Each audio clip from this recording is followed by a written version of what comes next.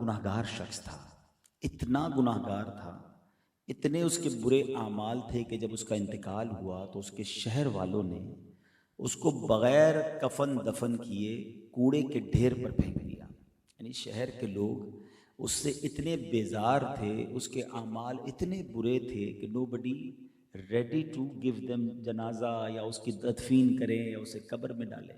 انہوں نے اٹھا کر اسے کوڑے کے ڈھیر پر ڈال دیا۔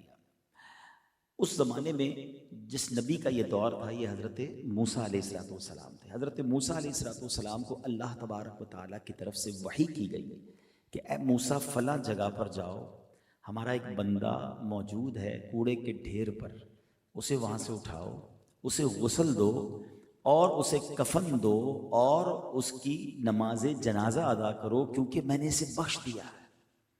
حضرت موسیٰ وہاں پہنچے اور جب دیکھا کہ ایک ایسا جنازہ یا ایک ایسی میت ہے جو کوڑے کے ڈھیر پہ شہر والوں نے ڈال دی ہے، معلوم کیا تو پتہ چلا یہ تو سب سے برا انسان تھا، اور اللہ کے نبی اگر کسی کا جنازہ پڑھا دیں تو ویسے ہی اس کے تمہارے نیارے ہو جاتے ہیں، اور خود رب نے فرما دیا کہ موسیٰ ہم نے اس کی بخشش کر دی ہے۔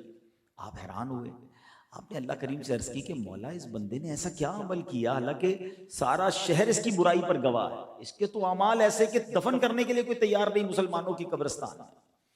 تو حضرت موسیٰ علیہ السلام کو جو رب کی طرف سے جواب آیا نا، ذرا غور سے سنیے گا، ارشاد ہوا اے موسیٰ، ایک دن اس نے تورات کو کھولا۔ تورات وہ آسمانی کتاب ہے جو حضرت موسیٰ علیہ السلام پر نازل ہوئی اور اس زمانے کے لوگ اسے پڑھا کرتے تھے۔